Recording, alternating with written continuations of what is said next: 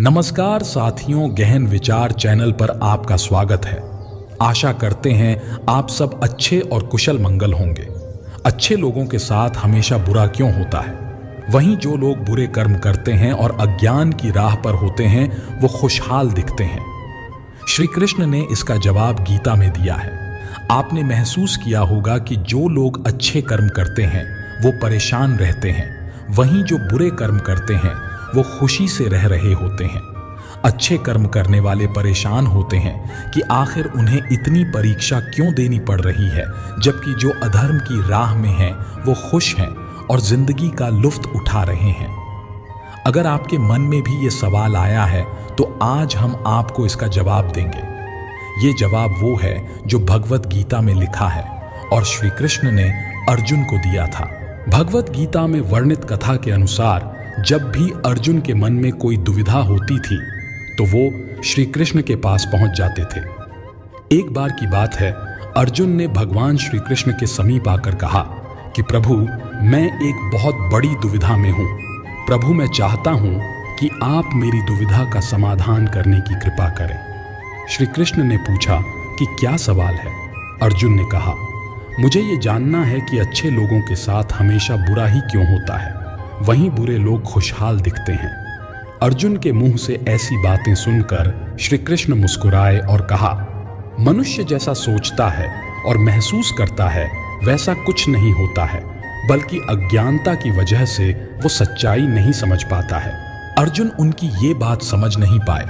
इसके बाद श्री कृष्ण ने अर्जुन से कहा, पार्थ, मैं तुम्हें एक कथा सुनाता हूं। उसे सुनकर तुम समझ जाओगे कि हर प्राणी को उसके कर्म के हिसाब से ही फल मिलता है। प्रकृति हर किसी को अपनी राह चुनने का मौका देती है। अब वो मनुष्य की इच्छा पर निर्भर करता है कि उसे धर्म की राह चुननी है या अधर्म की। साथियों, इससे पहले आप इस कथा में खो जाएं, कृपया हमारे चैनल को सब्सक्राइब जरूर कर दें।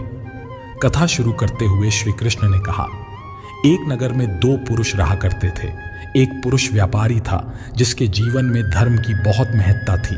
वो पूजा पाठ में यकीन रखता था। वो हर रोज मंदिर जाता था और दान धर्म भी करता था और हर रोज भगवान की पूजा करता था। वहीं दूसरा पुरुष बिल्कुल विपरीत था। वह हर रोज मंदिर तो जाता था, लेकिन पूजा करने नहीं बल्कि मंदिर के बाहर से जूते चप्पल चुराने। उसे दान और धर्म से कोई लेना देना नहीं था। समय बीतता गया और एक दिन बहुत जोर की बारिश हो रही थी। इस वजह से मंदिर में पुजारी के अलावा कोई नहीं था। ये बात जब दूसरे पुरुष को पता चली तो उसने कहा कि ये सही मौका है मंदिर का धन चुराने का। पंडित से नजर बचाकर उसने मंदिर का सारा धन चुरा लिया। उसी समय धर्म कर्म में विश्वास रखने वाला व्यक्ति भी मंदिर पहुंचा गया। दुर्भाग्य से मंदिर के पुजारी ने उसे ही चोर समझ लिया और चिल्लाने लगा। वहां लोग एकत्र हो गए और उसे बहुत मारा। किसी तरह वो बचते बचाते वहां से निकला तो दुर्भाग्य ने उसका साथ वहां भी नहीं छोड़ा। मंदिर के बाहर वो एक गाड़ी से टकरा गया और घायल हो गया। फिर वो व्यापारी लंगड़ाते हुए घर जाने लगा तो रास्ते में उसकी मुलाकात उस पुरुष से हुई जिसने मंदिर से धन चुराया था। उसने कहा, आज तो मेरी किस्मत चमक गई, एक साथ इतना सारा धन मिल गया। ये सब देखकर उसे बहुत बुरा लगा और उसका भगवान से भरोसा ही उठ गया। उसने अपने घर से भगवान की सारी तस्वीरें निकाल दी और पूजा पाठ करना छोड़ दिया। कुछ सालों बाद दोनों पुरुषों की मृत्यु हो गई। मरने के बाद जब दोनों यमराज की सभा में पहुंचे और भले पुरुष ने दूसरे व्यक्ति को देखा तो उसे बहुत गुस्सा आया। उसने क्रोधित होकर यमराज से पूछ ही लिया, मैं तो हमेशा अच्छे कर्म करता था, दान में विश्वास रखता था।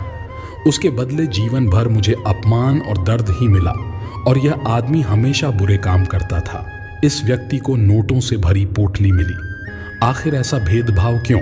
इस पर यमराज ने कहा, पुत्र, तुम गलत समझ रहे हो। जिस दिन तुम्हारी गाड़ी से टक्कर हुई थी वो दिन तुम्हारे जीवन का आखिरी दिन था, परंतु तुम्हारे अच्छे कर्मों की वजह से तुम्हारी मौत सिर्फ एक छोटी सी चोट में बदल गई। तुम इस दुष्ट व्यक्ति के बारे में जानना चाहते हो। दरअसल इसके भाग्य में राजयोग था, मगर इसके कुकर्मों और अधर्म की वजह से वो सिर्फ एक छोटी सी धन की पोटली में बदल गया। इस कहानी को सुनाने के बाद श्री कृष्ण ने अर्जुन को समझाया कि भगवान हमें कर्मों का फल किस रूप में देते हैं इसको समझ पाना बहुत ही मुश्किल है, परंतु यह सत्य है कि भगवान हमेशा अच्छे और बुरे कर्मों का फल जरूर देते हैं। अतः व्यक्ति को चाहिए कि जीवन में आने वाली परेशानियों में घबराना नहीं चाहिए और व्यक्ति को सदैव अच्छे कर्म करना चाहिए, क्योंकि उसका फल किसी न किसी रूप में जरूर मिलता है। इसलिए अपने अच्छे कर्मों को बदलना नहीं चाहिए, क्योंकि उसका फल हमें इसी जीवन में मिलता है। इसलिए मनुष्य का फर्ज है कि वो हमेशा अच्छे कर्म करते रहे, क्योंकि श्री कृष्ण ने गीता में भी बताया है कि किसी के द्वारा किया गया कर्म बेकार नहीं जाता है, चाहे वो अच्छा हो या बुरा। आचार्य चाणक्य ने कहा था कि इंसान को ज्यादा सीधा साधा नहीं होना चाहिए, क्योंकि अक्सर हम जंगल में देखते हैं जो भी पेड़ सीधे होते हैं उन्हें काट लिया जाता है और जो पेड़ टेढ़े होते हैं उनको छोड़ दिया जाता है। इस बात में एक गहरा अर्थ छिपा है। चाणक्य कहते हैं कि जिन लोगों का स्वभाव जरूरत से ज्यादा सीधा, सरल और सहज होता है, उन्हें समाज में कई परेशानियों का सामना करना पड़ता है। चालाक और चतुर लोग इनके सीधे स्वभाव का गलत फायदा उठाते हैं। ऐसे लोगों को कमजोर माना जाता है। अनावश्यक रूप से लोगों की प्रताड़ना झेलना पड़ती है।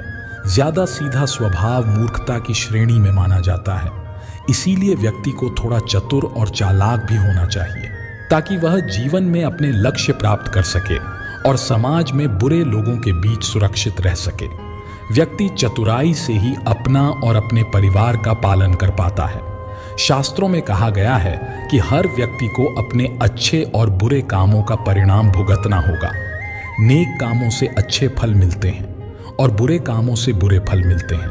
हमें अच्छे और बुरे दोनों कामों का परिणाम भोगना होगा।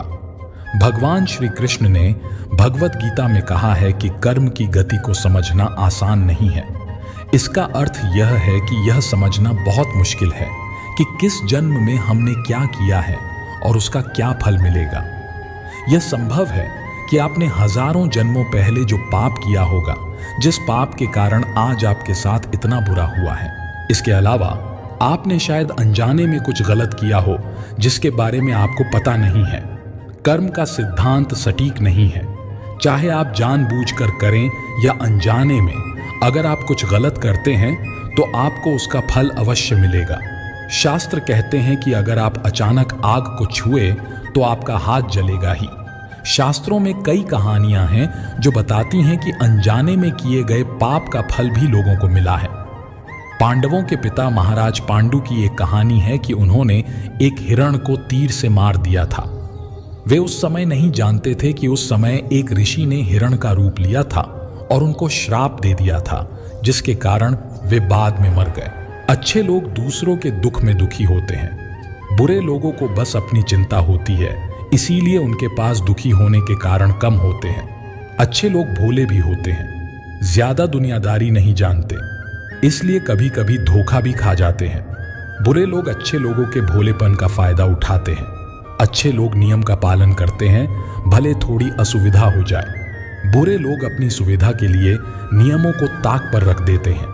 अच्छे लोग सफलता पाने के लिए ईमानदारी से कड़ी मेहनत करते हैं। बुरे लोग शीघ्र सफलता पाने के लिए गलत रास्ते पर चल पड़ते हैं। साथियों, हीरा रगड़े जाने पर ही चमक देता है और सोने को शुद्ध होने के लिए आग में तपना पड़ता है। अच्छे लोग दुख नहीं पाते, बल्कि परीक्षाओं से गुजरते हैं। इस अनुभव से उनका जीवन और भी बेहतर होता है और उनके जीवन में निखार आता है। उनके जीवन में एक नया अध्याय का उदय होता है, एक नया सूर्योदय होता है। हर एक लिहाज से भगवान एक कठोर परीक्षा लेता है, फिर उस परीक्षा में मनुष्य को जो सीख मिलती है, उस सीख से व्यक्ति जीवन में आगे बढ़ता है और वह सफलताओं को प्राप्त करता है। उसके मार्ग में जो कठिनाई आती है, उसको वह अलग करता हुआ अपना रास्ता खुद बना लेता है और वह व्यक्ति एक न एक दिन सफलता अवश्य ही प्राप्त करता है। जो लोग ज्यादा समझदार होते हैं, वे ज्यादा सोचते हैं और विषयों, समस्याओं या परिस्थितियों के बारे में साधारण लोगों से ज्यादा बातें सोचते रहते हैं, जिसके चलते उनके दिमाग में बहुत सारी बातों और चिंताओं का जाल बन जाता है।